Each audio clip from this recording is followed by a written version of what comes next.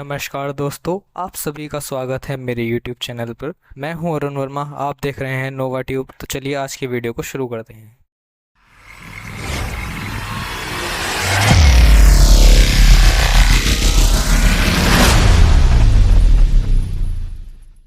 दोस्तों, आप सभी का स्वागत है आज की इस वीडियो में। आज की इस वीडियो में हम जानेंगे कि हम किस तरह से कंडीशनल स्टेटमेंट्स का यूज़ कर सकते हैं पाइथन के अंदर। तो चलिए वीडियो को शुरू करते हैं। अब यहाँ पे कंडीशन स्टेटमेंट्स का मतलब क्या होता है कि आपने कोड में अगर कोई कंडीशन अप्लाई कर दी तो उसी चीज़ को हम कहते हैं यहाँ पे कंडीशनल स्टेटमेंट्स। अब जैसे कि एग्जांपल के लिए मान लेते हैं, मैंने यहाँ पे कहा कि a की वैल्यू है आपके यहाँ 33 एंड b की वैल्यू है आपके यहाँ पे 200। अब मैं कहता हूँ कि अगर if b greater than a, यानी कि अगर b बड़ा हो जाता है a से, तो यहाँ पे वो प्रिंट कर दे the value of b is greater than a। तो इतना लिखने के बाद अब जैसे ही अपन लोग यहाँ से रन करेंगे तो अगर ये कंडीशन यहाँ पे सेटिस्फाई हो जाती है तो यहाँ पे आंसर दे देगा आपको इस तरह से the value of b is greater than a। हमने यहाँ पे क्या कहा, मैंने उससे कहा a है जिसकी वैल्यू है यहाँ पे 33, b है जिसकी वैल्यू है यहाँ पे 200, और मैंने यहाँ पे कंडीशन अप्लाई की अगर b जो है वो बड़ा होता है a से तो वो यहाँ पे आंसर आपको प्रिंट कर दे कि print the value of b is greater than a। Again मैं इसमें एक और कंडीशन सपोज कीजिए ऐड कर देता हूँ, तो वहाँ एक और कंडीशन ऐड करने के लिए हमें यहाँ क्या यूज़ करना होगा। तो अगर मुझे एक और यहाँ पे कंडीशन ऐड ऑन करनी है तो उसके लिए हम यहाँ पे यूज़ करते हैं आपका एलिफ का। अब मैंने इसमें कहा एलिफ अगर a की वैल्यू ग्रेटर मतलब इक्वल होती है किसकी, b के, तो यहाँ पे वो आंसर प्रिंट कर दे इस तरह से कि the value of a is equal to b।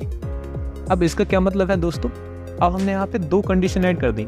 यानी हमने पहली कंडीशन में कहा कि अगर b बड़ा होता है a से तो उस कंडीशन में वो प्रिंट कर देगा कि b की वैल्यू जो है वो a से बड़ी है, और अगर वो दोनों इक्वल होते हैं तो वो उस कंडीशन में प्रिंट दे देगा कि वैल्यू जो है a और b की वो बराबर है। अब ये इक्विवेलेंट करने के लिए मैंने यहाँ पे दो इक्वल के सिंबल क्यों लगाए हैं, क्योंकि हम यहाँ पे सिंगल इक्वल ऑलरेडी यूज़ कर चुके हैं वैल्यूज़ को बताने के लिए कि a की वैल्यू 33 है और b की वैल्यू इतनी है। इस वजह से हम यहाँ पे डबल एरोज डबल इक्वल्स का यूज़ कर रहे हैं, इस वजह से हम यहाँ पे सिंगल इक्वल्स नहीं लगा सकते। अब इस कंडीशन को मीट करने के लिए मुझे दोनों वैल्यू इक्वल करनी होंगी, तो मैं यहाँ पे भी लिख देता हूँ कि b की वैल्यू जो है वो आपकी 33 है। अब इतना लिखने के बाद इसको अपन लोग जैसे ही यहाँ पे रन करेंगे तो जैसे ही कंडीशन सेटिस्फाई होगी तो वो यहाँ पे इस तरह से शो कर देगा the value of a is equal to b। इस तरह से यहाँ पे कंडीशंस अप्लाई की जाती हैं। अब सपोज कीजिए कि यहाँ पे आपकी दोनों ही कंडीशन फॉल्स हो जाती हैं, तो उस कंडीशन में वो क्या करेगा, तो ऐसी कंडीशन के लिए हम यहाँ पे यूज़ करेंगे आपका एल्स। तो एल्स जो है वो आपको यूज़ किया जाता है कि अगर दोनों ही कंडीशन फॉल्स होंगी तो उस पर्पज़ में आपको क्या आंसर आएगा। तो उसके लिए हम यहाँ पे लिख देते हैं कुछ इस तरह से कि print the value is not equal and greater. यानी कि मैंने इसमें कहा कि वैल्यू जो है वो ना ही बराबर है और ना ही बड़ी है। तो यहाँ पे हमने किस तरह से स्टेटमेंट बनाया एक बार देखते हैं। मैंने कहा अगर b जो है वो a से बड़ा होता है तो उस कंडीशन में वो प्रिंट कर दे b जो है वो a से बड़ा है। अगर ये दोनों बराबर होते हैं तो उस कंडीशन में वो लिख दे कि a और b दोनों इक्वल है। और अगर ये दोनों ही कंडीशन आपकी सेटिस्फाई नहीं होती तो उस कंडीशन में वो आंसर दे दे आपको the value is not equal and greater. अब मान लीजिए मैं यहाँ पे कर देता हूँ कि b की वैल्यू 3 है, तो इसमें हमारी पहली कंडीशन भी फॉल्स हो गई जो कहती है कि b a से बड़ा होगा। यहाँ हमारी सेकंड कंडीशन भी फॉल्स हो गई जो कहता है a और b दोनों इक्वल होने चाहिए। तो उस कंडीशन में अभी आंसर क्या प्रिंट करेगा, आपका एल्स वाला प्रिंट करेगा। अब देखिए हम जैसे यहाँ पे रन करेंगे तो यहाँ पे हमको आंसर दे देगा नीचे इस तरह से कि the value is not equal और ग्रेटर। इस तरह से दोस्तों यूज़ किया होता है आपका कंडीशनल स्टेटमेंट्स का, जिसमें हमारे तीन चीज़ें यूज़ होती हैं। एक होता है आपका इफ़, एक होता है आपका एलिफ और एक होता है आपका एल्स। तो इस तरह से इसमें लगाया जाता है। और सेम इसी तरह से इसमें हम अब यूज़ करते हैं आपके कुछ लॉजिकल ऑपरेटर्स का भी। अब इसमें लॉजिकल ऑपरेटर्स कैसे यूज़ करते हैं, चलिए उसके एग्जांपल को भी यहाँ पर देख लेते हैं एक बार। जैसे ही मैं आ गया यहाँ पर आपके फाइल नंबर 2 में। अब यहाँ पे मैंने एक एग्जांपल लिया कि a की वैल्यू जो है वो आपकी 200 है, b की जो वैल्यू है वो आपकी 33 है, एंड मैंने यहाँ कहा कि c की जो आपकी वैल्यू है वो आपकी 500 है।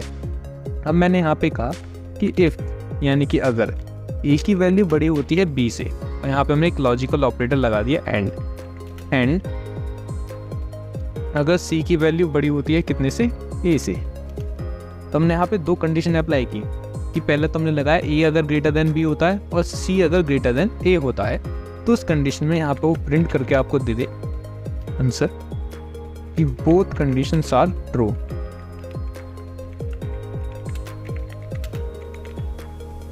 Both conditions are true. अब जैसे हम यहाँ पर रन करेंगे तो यहाँ पे इसका आंसर शो कर देगा इस तरह से, बोथ कंडीशंस आर ट्रू। अब हमने इसमें क्या किया दोस्तों, ज़रा से ध्यान से देखेंगे। मैंने कहा ए की वैल्यू 200 है, बी की वैल्यू 33 है, सी की वैल्यू 500 है। अब मैं इससे कहता हूँ अगर ए जो है वो बड़ा होता है बी से और सी जो है वो बड़ा होता है ए से, यानी कि अगर ये दोनों कंडीशन सेटिस्फाई होती हैं, उसी कंडीशन में आंसर ये आपको शो करेगा बोथ कंडीशंस आर ट्रू। और अगर इसमें से एक भी कंडीशन डिफॉल्ट हो गई तो वो उसका आंसर यहाँ पे कुछ भी शो नहीं करेगा। अब इसी तरह से एक और आपका वो होता है यहाँ पर सेम ऑपरेटर, जिसे हम कह रहे हैं आपका और। अब यहाँ पे और का क्या मतलब है, अब सपोज करो मैंने यहाँ पे एंड की जगह आपका अप्लाई कर दिया और, तो और क्या कहता है, यानी कि पहली और दूसरी कंडीशन में से कोई एक इसमें सही होनी चाहिए। यानी कि अगर मैं इसमें से कोई कंडीशन फॉल्स कर देता हूँ, जैसे मान लीजिए मैंने ये वाली कंडीशन इसमें फॉल्स कर दी, यानी कि अभी ये सी जो है वो ग्रेटर देन ए नहीं है, यहाँ पे सिर्फ ए जो है वो ग्रेटर देन बी है, यानी कि पहली कंडीशन से सेटिस्फाई हो रही है। अगर इसको मैं लेकर यहाँ पर रन कर दूंगा तो भी यहाँ पे इसका आंसर आ जाएगा इसी तरह से same, both conditions are true. लेकिन अगर यहाँ और की जगह पर हम एंड यूज कर रहे होते तब ये क्या आंसर देता, तभी यहाँ पे आंसर दे देता है आपका इस तरह से कुछ भी नहीं, यानी इसको कुछ भी आंसर नहीं आएगा।